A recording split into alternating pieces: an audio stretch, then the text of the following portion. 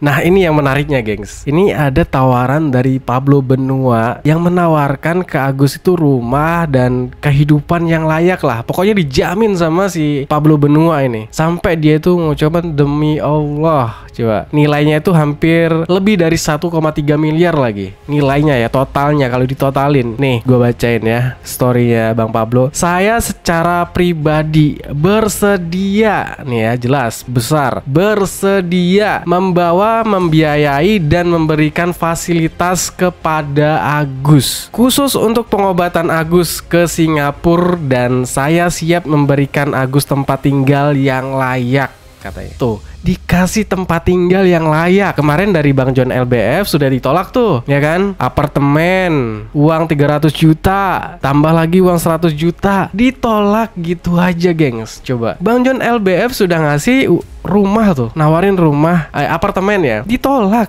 Menyatakan pramugari menyambi sebagai PLCR. Dengan ini kami memberikan somasi kepada Bapak Alvin Lim yang sudah kami kirim per hari ini.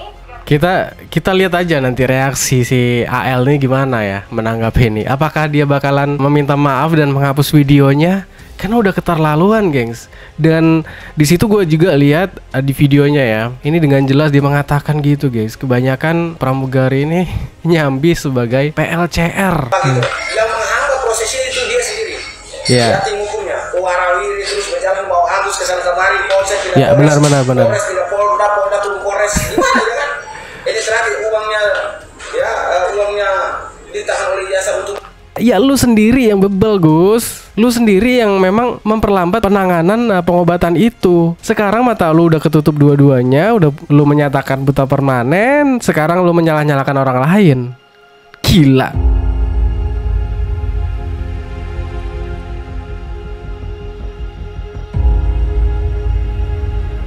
Halo guys, balik lagi baru gua Kata Tutus. Semoga kalian sehat selalu. Seperti biasa guys, kita masih membahas persoalan Agus sedih banget ya. Tapi ini menarik untuk kita bahas guys. Di video kali ini gua ada beberapa update nih perkembangan dari kasus uang donasi ini guys. Yang pertama guys, ini ada asosiasi pramugari yang akan melakukan langkah hukum ya, karena ucapan dari si AL yang mengatakan kebanyakan profesi pramugari itu sampingannya adalah menjadi PLCR gitu guys. Yang akhirnya menimbulkan kegaduhan baru gitu. Dan yang kedua, ini menarik, gengs. Karena di sini ada Pablo Benua yang menawarkan kepada Agus rumah dan kehidupan yang layak, tapi ada syaratnya. Nah, ini syaratnya, gengs. Pokoknya buat teman-teman stay sampai akhir ya. Kalau si Agus ini menolak tawaran dari Pablo, itu udah gak tahu lagi lah ya. Oke, kita lanjut. Nah, gengs, kemarin kan kita udah lihat tuh statement dari si FA yang mengatakan ada nih pengacara dari pihak sana yang datang ke FA katanya dan meminta untuk uang donasi itu dibagi-bagi. Jadi guys, kalau menurut gua si FA ini benar-benar manipulatif ya, memutarbalikan fakta. Jadi statement-statement dia itu ya kalau gua lihat ya kayak ngarang aja, gengs. Berbicara tidak sesuai dengan kenyataannya gitu loh. Setelah gua lihat story-story dari Pablo Benua ya, jadi statement dari FA itu terbantahkan semua. Siapa sebenarnya yang minta bagi-bagi uang itu?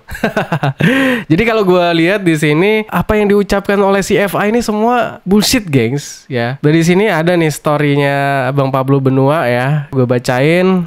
Nih yang pertama, kepada FA, Anda ternyata sudah gila. Ternyata minta-minta dan mohon-mohon ke kuasa donatur ngomong ke Novi untuk transfer 200 juta dulu buat Agus. Katanya itu perintah Menteri Gus Ipul. Ini di sini di tag tuh Gus Ipul. Kalau memang benar disuruh Pak Menteri, ya oke lah. Ya kan, tapi kalau enggak harus dipertanggungjawabkan ini hoax ini kan. Di sini kenapa Bang Pablo ini nge-tag Gus Ipul ya kan? Nah ini biar jelas, gengs, bener nggak ucapan-ucapan si FA ini ya kan? Jangan menyebar hoax dan ternyata dia sendiri yang minta bagi-bagi uang itu, gengs, gitu loh. Jadi kebalik ini untuk melaksanakan golden time katanya. Jadi gimana ya guys? Kalau gue lihat dari story Bang Pablo ini cukup membantah statement si FA kemarin ya. Jadi sebenarnya si FA ini kayak memutarbalikan fakta gitu ya. Ternyata apa yang diucapkan itu adalah suatu pelintiran-pelintiran lah ya. Ya kemarin udah gue jelaskan juga ya. Mungkin bagi-bagi itu ya bukan bagi-bagi ke para kuasa hukum gitu loh, tapi bagi-bagi uang ke ke orang yang lebih membutuhkan gitu loh. Kan dari para donatur juga udah sepakat gitu loh, uang itu selain untuk pengobatan Agus, sisanya itu dibagikan kepada orang yang lebih membutuhkan gitu. Jadi sisanya itu bukan dikasih ke Agus. Itu gengs. Jadi jangan dipelintir-pelintir sana ke sini ya. Lu udah bukan lagi kuasa hukum dari Agus, ngapain lu muncul-muncul lagi gitu loh? Atas dasar apa lu berbicara gitu? Kecuali lu tuh masih jadi kuasa hukum si Agus. Nah ini yang menariknya gengs. Ini ada tawaran dari Pablo Benua yang menawarkan ke Agus itu rumah dan kehidupan yang layak lah. Pokoknya dijamin sama si Pablo Benua ini. Sampai dia itu ngucapin demi Allah, coba nilainya itu hampir lebih dari 1,3 miliar lagi. Nilainya ya, totalnya kalau ditotalin. Nih gue bacain ya storynya Bang Pablo. Saya secara pribadi bersedia, nih ya jelas besar, bersedia membawa, membiayai dan memberikan fasilitas kepada Agus khusus untuk pengobatan Agus ke Singapura, dan saya siap memberikan Agus tempat tinggal yang layak. Katanya tuh dikasih tempat tinggal yang layak. Kemarin dari Bang John LBF sudah ditolak tuh, ya kan? Apartemen uang 300 juta tambah lagi uang 100 juta ditolak gitu aja gengs. Coba Bang John LBF sudah ngasih rumah tuh, nawarin rumah apartemen ya, ditolak. Nah sekarang nih ada tawaran yang dari Pablo Benua akan memberikan Agus tempat tinggal yang layak. Coba gila sih, kalau ditolak sih udah kebangetan ya. Tapi ada syaratnya gengs, asalkan cabut kuasa oknum pengacara-pengacara yang diduga memperkeruh suasana dan diduga hanya membuat Agus dihujat warganet. Bener gengs. Jadi sebenarnya syaratnya cuma itu aja gengs dari kemarin tuh ya. Bang John LBF juga meminta nih si Agus ini mencabut semua laporan-laporannya. Dia bakalan dikasih apartemen uang 100 juta dan 300 juta. Nah ini Pablo Benua lagi nawarin Agus tempat tinggal yang layak dan pokoknya fasilitas-fasilitas lainnya seperti pengobatan ke Singapura. Asalkan yaitu mencabut semua kuasa atas oknum-oknum pengacara yang cuman memperkeruh suasana, memperkeruh masalah ini menjadi berlarut-larut gitu loh, ya kan? Dan di sini justru dari permasalahan ini dari pengacara yang barunya itu justru kan lebih parah tuh dari Eva. Malah nambah si Agus ini dihujat gitu kan, gitu. Tapi dia nggak mikir, gengs. Gue sih ya masih kalau gue sih masih kepikir si Agus ini memang ada rasa sakit hati ke Novi ya, mungkin. Makanya dia tuh ya enjoy aja, seneng aja kalau Novi itu dilaporin gitu. Dan di sini Bang Pablo juga menuliskan demi Allah diperkirakan bisa lebih dari 1,3 miliar. Coba bayangkan gengs, fasilitas pengobatan, rumah yang tempat tinggal yang layak. Coba ini bukan main-main gengs, serius ini. Kalau ditolak juga udah keterlaluan si Agus ya memang. Oke kita lanjut ke story selanjutnya ya. Nih, ayo teman-teman sadarkan Agus. Kalau Agus bener-bener cabut kuasa oknum pengacara-pengacara yang hanya bikin onar, gua jamin selesai. Dan Agus akan bahagia dan gua akan langsung buka-bukaan siapa biang kerok masalah sebenarnya. Dan kita akan masuk ke jilid baru. Ini bakalan seru nih. Kalau si Agus memang bener-bener mau menerima nih tawaran dari Pablo Benua, ini luar biasa. Serius. Dan gua juga pasti permasalahan ini juga selesai pasti. Karena mau nggak mau si AL ini juga nggak punya kuasa lagi buat ngebela si Agus ya kan, karena sudah memperkeruh masalah ini semakin panjang gitu. Dan si FA juga bakalan dikuliti juga sama si Pablo Benua ya, siapa sih dalang dari semua ini kan. Kalau menurut gua guys, solusi dari Pablo Benua ini adalah solusi yang sangat luar biasa ya. Dan ini kalau memang benar-benar Agus nggak sadar juga dan nggak mau menerima tawaran dari Pablo Benua, ya udahlah ya, mungkin jalan hidup Agus memang kayak gitulah ya. Dan mungkin ini adalah kesempatan terakhir dia untuk mendapatkan, dan mungkin gengs dari Pablo Benua inilah mungkin rezeki Agus yang kalau ditolak ya udah mungkin ya udahlah terserah dengan hidup lu Gus. Dan kalau Agus mau nurut aja selesai udah kasus ini, biar nggak beritanya Agus terus ya kan, pusing. Kalau bisa buat teman-teman juga bantu share video ini biar Agus ini sadar ya, mau gimana pun dia nggak bakalan lagi dapat uang 1,3 miliar itu gengs. Ya udahlah gitu, karena itu udah hak donatur gitu loh. Donatur itu udah mengharamkan uang itu balik ke Agus, dan pengen para para donatur ini uangnya dialihkan ke orang lain yang membutuhkan gitu loh. Ada tawaran dari Pablo Benua ya yang nilainya lebih dari 1,3 miliar. Ya sekarang tergantung Agus gitu loh, mau nurut atau enggak. Bang Pablo juga sudah menegaskan nih, kuasa donatur tegas dan tidak akan pernah berubah. Uang itu bukan uang Agus katanya. Dan para donatur aspirasinya hanya satu, alihkan donasi untuk pihak lain yang membutuhkan. Tuh. Jadi impian mimpi Agus untuk dapetin uang 1,3 miliar itu kembali ke dia, itu sangat mustahil, gengs, gitu loh. Ini adalah kesempatan buat Agus nih, ditawarin oleh Pablo Benua, nilainya lebih 1,3 lagi. Dijamin kehidupan layak ya kan, tempat tinggal yang layak, fasilitas-fasilitas, pengobatan ke Singapura. Jelas itu. Kurang apa lagi coba? Kalau ditolak juga, berarti kan ada tujuan lain nih. Apa tujuan si Agus ini? Apakah memang niat dia memang jahat ke Novi? Ingin memenjarakan Novi. Ini kalau ditolak ya kebangetan banget, guys. Serius. Banyak orang tuh yang lebih membutuhkan, Gus. Ya bukan lu aja. Karena ini kasus biar selesai, biar yang lain itu, biar orang-orang yang membutuhkan bantuan itu juga kebagian juga gitu loh. Bantuan-bantuan dari Kak Novi. Atas dasar itulah Bang Pablo Benua ini rela nih untuk ngebiayai lu nih. Gimana nih? Tergantung lu nih, Gus. Ini buat teman-teman bantu share ya, biar Agus ini cepat sadar nih ya. Ya syaratnya itu aja, guys. Dan ini ada story selanjutnya dari Bang Pablo. Mau tahu sesuatu nggak? Kepicikan dari CFA. Se-Indonesia bakal heboh. Ini kayaknya ada sesuatu, guys. Ada sesuatu yang memang dipegang nih dari kuasa donatur ya. Ada kartu as yang sudah dipegang oleh Pablo Benua nih, guys. Gue yakin ini. Kalau memang tawaran dari Pablo Benua nih diterima oleh Agus, bakalan kebongkar semua ini, guys. Gue yakin ini. Seru nih, guys, seru. Dan ini buat teman-teman juga jangan bosan-bosan ya. Walaupun kita sakit kepala juga ngelihat berita Agus ya, tapi kalau nggak kita kawal juga penasaran, gengs ya, gimana endingnya gitu kan. Story terakhirnya si Pablo Benua ini peringatan juga nih ya untuk Agus. Orang kalau sudah dibantu harus tahu terima kasih ya. Pesan gua ya buat siapa aja yang merasa. Ini buat siapa aja yang merasa, bukan Agus aja ya. 1. Jaga sopan santun. Yang kedua, hargai orang lain. 3. Berhitung dan pertimbangkan efek dari setiap hal yang kita buat. Jangan sampai akibat setitik perbuatan Anda akhirnya memicu reaksi saya. Bisa amsyong Anda. Fix. Mau dicoba? Ya, kalau menurut gue ini adalah peringatan terakhir dari Pablo Benua. Jadi kalau memang etiket baik dari Pablo Benua yang menawarkan Agus tempat tinggal yang layak biar permasalahan ini selesai, dan Pablo Benua juga udah jamin pasti selesai permasalahannya kalau lu nurut ya dan cabut kuasa dari oknum-oknum pengacara yang cuma nyari sensasi. Pablo Benua juga bakalan beberkan semua siapa biang kerok dari permasalahan ini, karena Bang Pablo Benua sudah pegang kartu as dari si FA. Jadi tuduhan-tuduhan si FA kemarin di podcast soal ada pengacara dari sana yang datang ke dia, ke FA ya, meminta untuk bagi-bagi uang donasi itu adalah sebuah pelintiran dari dia aja, guys, memutarbalikan fakta. Dia berbicara tidak sesuai fakta yang sesungguhnya gitu. Jadi dari story Pablo Benua itu sudah menjawab semua ya. Jadi, dan yang paling kocaknya nih, guys, ini Pablo Benua juga ada-ada aja ya tanya ke Meta AI ya, ke apa nih ya, ChatGPT ya.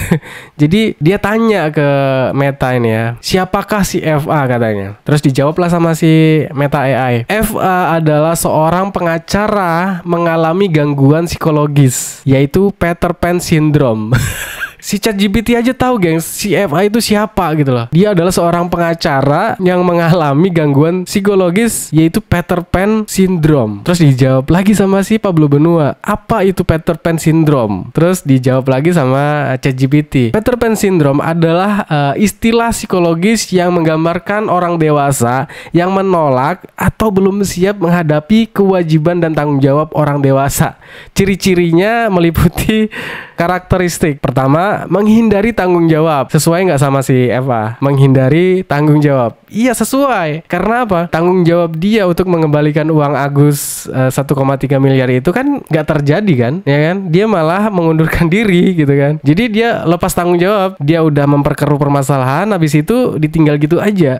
Yang kedua, sesuai ya. Yang kedua, menolak kematangan emosional. Ya kalau menurut gue memang iya. Yang ketiga, berperilaku egois dan impulsif. Terus keempat itu sulit berkomitmen. Ya memang komitmennya itu berubah-berubah lah ya. Yang kelima, mengutamakan kesenangan dan pengalaman. Yang keenam, kurangnya empati dan kesadaran akan dampak tindakannya. Jadi iya memang dia tuh kalau bertindak itu nggak pikir-pikir gimana nanti jadinya gitu kan. Penyebabnya apa nih? Penyebabnya kita lihat. Penyebabnya adalah yang pertama, pengalaman traumatis masa kecil. Ya mungkin masa kecilnya itu kurang bahagia kayaknya. Atau pernah kejedek gitu kepalanya kan. Terus yang kedua, kurangnya figur panutan yang baik. Ya mungkin di orang-orang di sekelilingnya ini memang orang-orang yang mungkin ya toksik semua kali ya.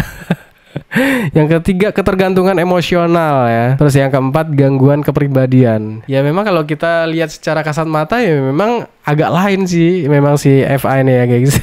Nah itulah ya guys. Ini adalah pertanyaan si Pablo Benua ke AI, ke ChatGPT ya. ChatGPT aja tahu lah. Ini ada keluarga besar dari pramugari ya, asosiasi pramugari, ada ribuan pramugari ya dari beberapa maskapai, semua maskapai lah. Ini mensomasi AL ya atas perkataan pramugari kebanyakan sebagai PLCR gitu. Kita langsung aja ke videonya. Kami memberikan pernyataan sikap perlawanan terhadap unggahan media YouTube Motion TV yang diucapkan oleh Bapak Alvin Lim menyatakan pramugari menyambi sebagai PLCR. Dengan ini kami memberikan somasi kepada Bapak Alvin Lim yang sudah kami kirim per hari ini. Kita lihat aja nanti reaksi si AL ini gimana ya menanggapi ini. Apakah dia bakalan meminta maaf dan menghapus videonya? Karena udah keterlaluan, gengs. Dan di situ gue juga lihat di videonya ya. Ini dengan jelas dia mengatakan gitu, guys. Kebanyakan pramugari ini nyambi sebagai PLCR. Ih, parah sih ya. Nah, di sini juga kan kita nggak tahu gimana perasaan orang tua para pramugari gitu kan. Ya, orang tua yang melihat video itu pasti berpikiran yang negatif-negatif gitu ya kan. Dan ini sangat merugikan sih ya. Kalau gue lihat sih udah mencemarkan pramugari lah ya. Kita lanjut aja. 4 jam tidak ada permintaan maaf, sebagaimana disebutkan di atas, maka kami akan menempuh langkah hukum. Demikian kami sampaikan dari keluarga besar pramugari Indonesia. Berikut somasi yang sudah kami kirim per hari ini. Oke. Jadi somasi ini ditunggu 2 kali 24 jam ya. Kalau si AL tidak ada itikat baik untuk meminta maaf, mungkin mau nggak mau ya dari pihak asosiasi pramugari juga akan mungkin melaporkan si AL ini ya. Dan mungkin teman-teman juga banyak yang bertanya ya, itu kan si AL lagi di Cina tuh, dia kan naik pesawat tuh ya kan. Banyak lah komentar-komentar dari netizen yang kocak-kocak ya. Kalau si AL ini naik pesawat, suruh aja naik di sayapnya gitu. Pokoknya banyak lah komentar-komentar gitu dari netizen ya. Ada juga pertanyaan-pertanyaan dari para wartawan ini ya mengenai si AL ini kalau pulang ke Jakarta naik pesawat itu gimana gitu. Apakah pramugari ini tetap melayani dengan sepenuh hati ataukah gimana gitu. Nah ini pertanyaan bagus ini.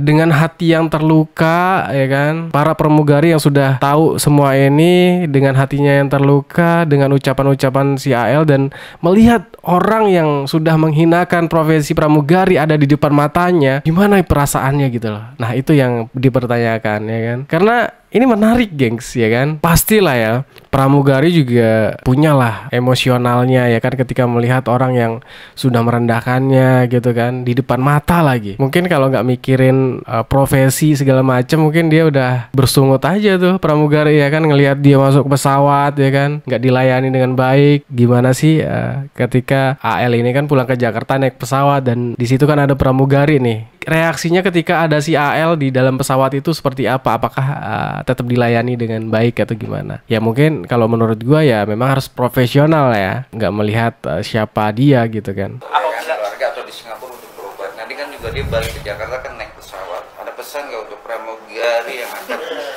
tampil untuk masuk, silakan nih. Mungkin bisa pesannya ya, pesannya mungkin saya akan tetap berpesan kepada teman-teman atau rekan-rekan pramugari untuk tetap menjalankan tugasnya. Karena tugasnya itu kan untuk kemanusiaan ya. Jadi tidak melihat siapa orangnya, tidak melihat apa statusnya.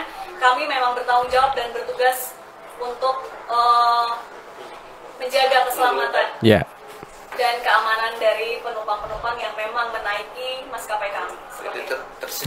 Betul banget. Tetap tersenyum walaupun hati terluka.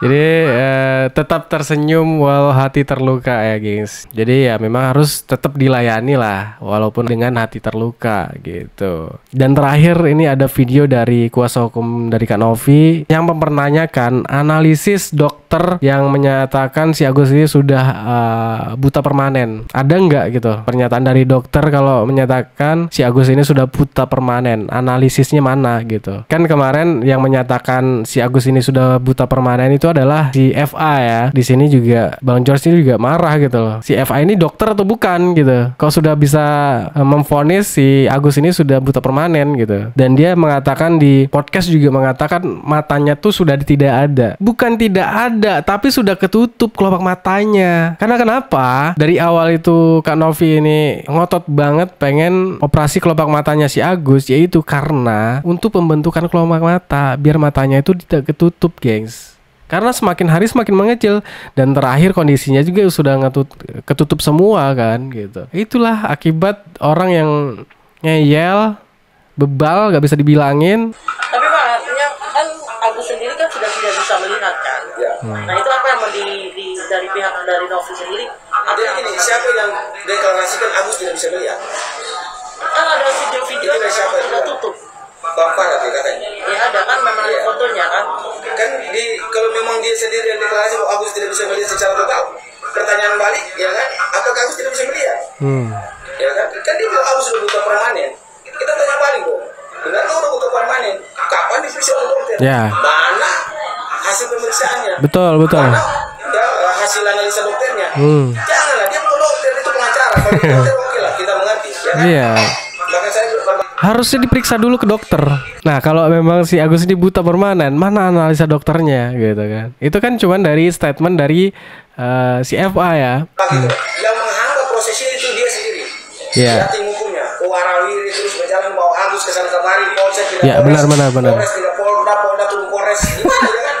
Ini terakhir uangnya ditahan oleh jasa untuk. Jadi yang menghambat pengobatan si Agus ini memang ya mereka sendiri gitu loh. Pengacaranya si Agus itu juga sendiri yang kemarin juga berstatement nggak mau dioperasi gitu. Mau dioperasi juga hasilnya sama aja udah buta permanen gitu. Lah kalau memang dari kemarin-kemarin udah menyatakan buta permanen, kenapa sekarang mau diangkat-angkat lagi? Si Agus sudah resmi buta permanen, ngapain lagi diangkat lagi gitu loh. Kenapa sekarang seolah-olah si Agus ini gimana ya, seolah-olah menyalahkan dari pihak Novi yang sudah lambat menangani pengobatan Agus. Kocak ini. Ya lu sendiri yang bebel, Gus. Lu sendiri yang memang memperlambat penanganan pengobatan itu. Sekarang mata lu udah ketutup dua-duanya, udah lu menyatakan buta permanen, sekarang lu menyalah-nyalahkan orang lain. Gila.